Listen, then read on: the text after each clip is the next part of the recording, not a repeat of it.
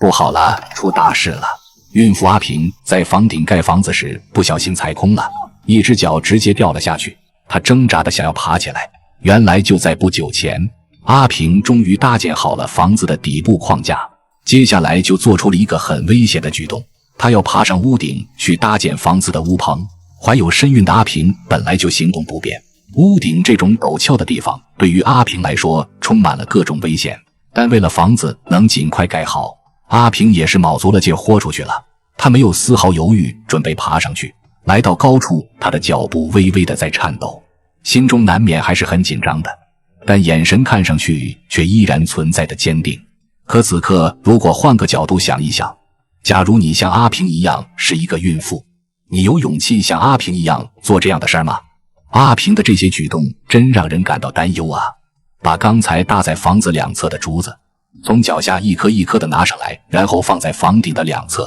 而這時候，剛才切好的竹條就派上用場了。這2根竹條直接在房子橫梁上放平，把這2根竹片用扎帶固定牢固。房頂下面2排竹子也早已被阿平開好了孔，然後順着竹子的這些孔，把竹竿插入竹條中。這也是為什麼剛才阿平把竹子砍出孔洞的原因。這一巧妙的方法，不僅無需現代所用的任何工具，甚至一顆釘子都不需要。而且搭建出來的房子還能更加堅實，這也不禁讓人感嘆阿平的智慧與機敏。一個弱女子獨自生活在大山，不僅能靠着大山養活自己和賺錢，還能獨自一人搭建這麼好的房子，真是一個能持家又能幹的奇女子。這也讓人更加想不通了，看她呆頭呆腦的丈夫為何會狠心地把她掃地出門，自己沒有本事，只會喝酒或者動手打女人。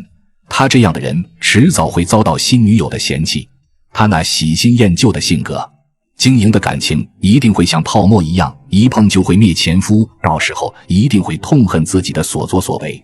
真是身在福中不知福的人，不知道自己幾斤幾兩。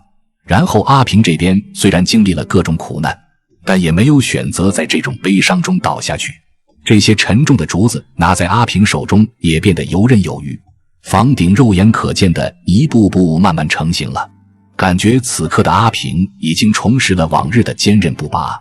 時間一分一秒的過去，當房頂上的竹子全部都在阿平手中固定好，也預示着阿平離建造好新房又近了一大步。順着剛才上來的地方，謹慎小心地走在能落腳的地方，順着房屋旁邊的牆壁慢慢地走了下來。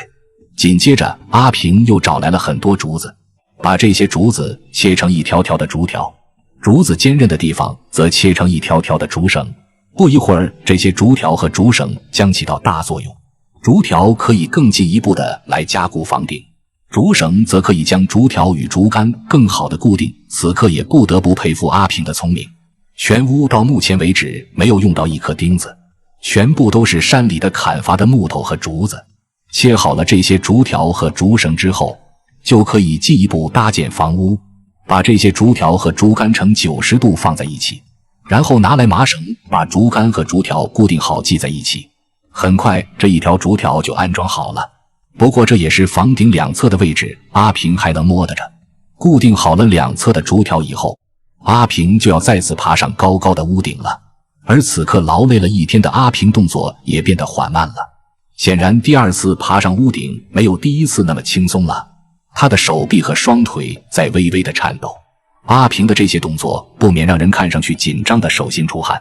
如果懷孕的阿平不小心從高處落下，那麼後果將不堪設想。不僅是阿平，連肚中的孩子也會遭遇不幸。但是阿平還是選擇了憑借着堅強的意志去戰勝他不可能完成的任務，每一次都能克服困難，希望這一次也沒有問題。有人经常提出這樣的疑問，前夫这麼狠心就應該遺棄肚裡的孩子，這樣對於阿平來說生活不會沒有那麼辛苦。如果真等孩子出生了，2人會一起受苦。現在阿平眼中可不這麼認為，在他的眼裡，孩子是上天賜給他的珍貴禮物，未經孩子同意就放棄他，實在是忍不下心。既然選擇了這個孩子，阿平一定會做好成為母親的各種職責。時間已經來到了下午，阿平已經勞累一天沒有吃飯了。從上面看去，屋頂上竹條已經被阿平安裝的差不多了。很快，阿平今天的任務就要完成了。此时的阿平早已累得满头大汗，只等着趕緊完成固定工作，好好下去休息一會儿。因為最後几個木條固定好，阿平就成功了。他蹲在房頂上完成着他的安裝工作，然而危險卻在這個時候突然降臨。阿平一個沒注意，一隻腳突然踩空了，懷着孕的身軀瞬間失去了平衡，肚子直接就碰在了這些屋頂上的竹子上。在這個時候，大家的心不免都緊張了起來。不過好在經過阿平的不斷掙扎，阿平終於在不斷努力下穩定了身體，還好只是虛驚一場，問題並不大。阿平這幾天實在是太辛苦了，趕緊做好今天的收尾工作，好好的為自己做一頓飯，好好的休息一會兒。